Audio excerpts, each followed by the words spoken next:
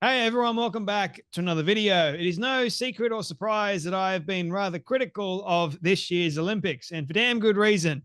Not only has the agenda been on full display, the woke agenda I'm talking about, but the absolute ludicrous, nonsensical ideologies that have been pushed to the forefront of this year's Olympics is rather concerning and rather outrageous all the same. We have men beating women in boxing.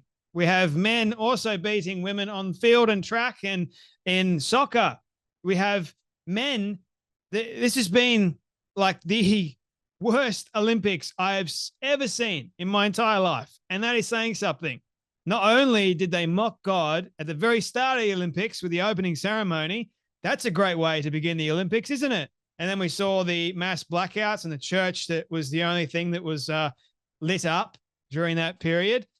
But more than that, you have the actual Olympic Village and what's taking place in the Olympic Village. A lot of outrage about that. The beds. A lot of the Olympians, like, not going to lie, they've been coming out saying things like, I can't sleep. It's been incredibly tough. The conditions that they've been under, I don't want to ever be under those kinds of conditions, right? It's not good or helpful for a top tier athlete that has been training for 4 years to be presented with the worst accommodation you can ever imagine, plus the worst food and beverage you can ever imagine as well. Like, my goodness me, who came up with this crap? Evidently, they're trying to cut costs. A lot of people have said, and I've seen, Olympians that have not only just complained, but they have worked their absolute butts off to get into that position. All for it to just be, they can't really compete at their best. And they know they can't compete at their best because they haven't been able to train. They haven't been able to eat the best food or sleep in the best accommodation. It's just, my goodness. Anyway, more than that, you have the likes of Thomas Jolly, the man responsible for, or the queer man responsible for deciding that it would be a good idea to open the Olympics with mocking God and Christians and then gaslighting the living daylights out of each and every one of us to say that, hey, if you got offended, it's your fault. You're the problem. If it was offensive, it's not our fault. Guess what? It's your fault. So we were just trying to be all inclusive and supportive at the expense of Christians. Yeah, okay. You had a lot of people outraged, including myself. And you also had a lot of people like Whoopi Goldberg, for example, who claims to be a Christian of sorts. And she was defending the mockery of Christ. How about that? Some Christian you are, Whoopi Goldberg. My goodness me, you just get dumber and dumber by the day, don't you? And more ludicrous by the day. You may claim to be a Christian, and as the Bible says, those that say, Lord, Lord, they don't actually know Christ. They never repented of their sin. So a lot of people may put on a good show and say that they love and they serve God, but in actual reality, God doesn't know who the hell they are because they've never accepted him as their Lord and Savior. So they're a wolf in sheep's clothing, my friends. So anyway, Thomas Jolly has filed complaints to the French police and prosecutors. You know why? Because evidently Thomas Jolly has been receiving a great deal of death threats. I haven't seen any receipts. Have you? Now, if you come to the table and you don't have any receipts of these so-called death threats, I really start to worry about the credibility of those death threats. Be like me saying that I've received death threats without even showing you. I mean, it's like we're all adults here, man. We can handle them.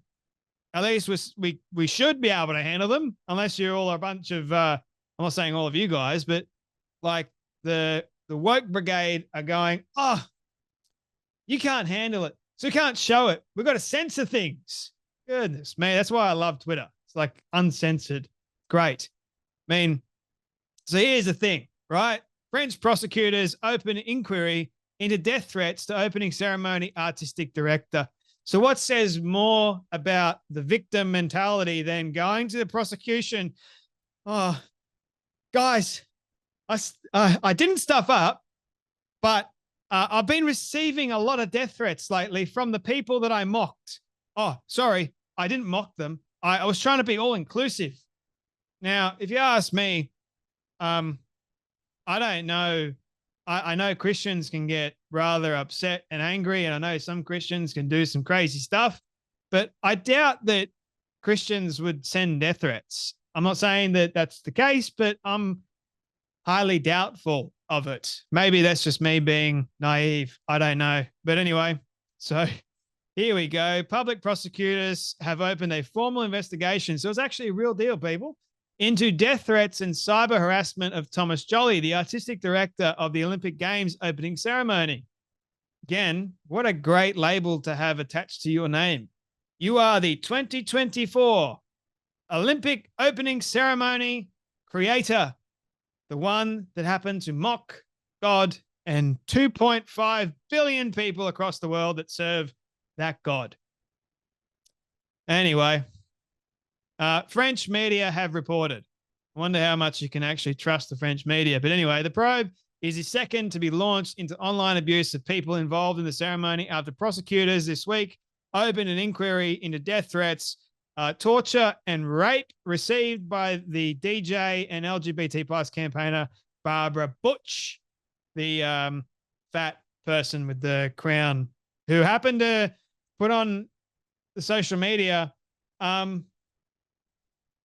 the queer New Testament, or the gay New Testament, I think it was, which she actually took down fairly quickly. So, look, you're not hiding stuff anymore. So why hide these death threats that you're supposedly being receiving? Allegedly. Anyway, it's like these people are going, it's actually so. We have seen the death threats, but we can't show you, or we can't reveal any of these death threats because, oh, it's so traumatizing. Look, Riley Gaines shared several death threats that she's been receiving on Twitter. That gives her a lot of credibility, I'll have you know.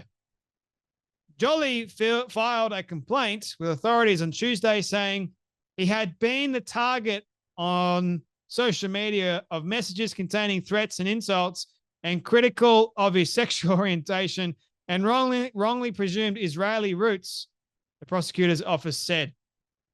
All the things that can get you into a lot of trouble nowadays, apparently. How coincidental. I'm not saying this isn't true, okay? I'm just saying I need facts and evidence than just an article saying it's so. I don't trust the mainstream media, people, and neither should you. Charges that could arise from the investigation to be handled by officers from the French Judiciary Online Hate Division. Yes, people, there's an actual division for that. Included defamation, public abuse, and death threats on grounds of origin and sexual orientation. It added, French media reported then much. My goodness me, like the article just can't grammar. Much of the online abuse was in English, and a sizable proportion appeared to come from the US. So what are you going to do about it? Hey, man, some of the Americans overseas, like, they've said some very harsh things about me and to me. I don't think your law crosses over to the US law. But anyway, see what happens. Jolly is gay, but is not Jewish and has no immediate connection with Israel. Yeah, well, the Paris 2024 organizing committee told Agence France Presse it firmly condemned the threats and harassment of which the authors and artists of the opening ceremony, included Thomas Jolly, have been the victims. There you have it, ladies and gentlemen. Thomas Jolly, the one that mocked God, is claiming the victim. Ah, dear, oh dear. The committee, which on Sunday apologized for any offense caused by parts of the ceremony, said it offered its full support. So, yeah, we're not going to throw our full support behind the Christians you mocked, but we're going to throw our full support behind the man that mocked the Christians and God. That makes a lot of sense, eh? And we're going to say to the Christians, the ones that we actually did mock, oh, sorry if it offended you. Not that it did offend you, if it did. It's like you're a bunch of kids that had offended you. Come on, people. So they're throwing their full support to Thomas Joly and to the ceremony's authors and artists in the face of the attacks directed against them. One of his ceremonies tableau titled Festivity featured Butch, a cast of drag queens, and playing Dionysius or Dionysus, the Greek god of feasts and all that sort of stuff, the blue smurf, I call him, and a semi-naked singer sitting in a bowl of fruit. He looked naked to me, and he also had one of the drag queens' nuts hanging out. But anyway, so that's what they titled it. It was anything but that.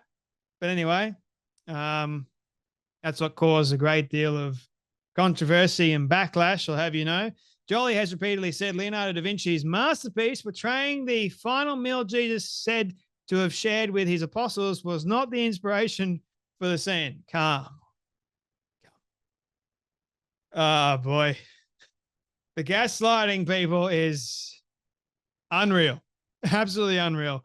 Which instead represented a pagan feast. Yep. Okay.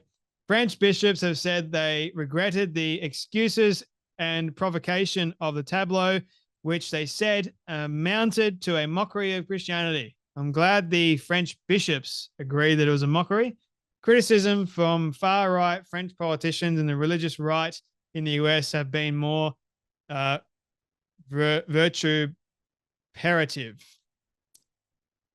Yeah, I guess we don't like our God being mocked. How about that? Yeah. And I'll say it again, but you wouldn't see them mocking Islam. Imagine if this was a feast of the Prophet Muhammad. Man, France would burn. I'll say it again. Art historians have said the scene appears to be based on the Feast of the Gods. Art historians. Right. So we all trust who we all trust them, don't we? By the 17th century Dutch artist Jan van, with which it bears striking similarities. Does it now? Okay. That work is itself, however, seen as a mythological reimagining of the Last Supper.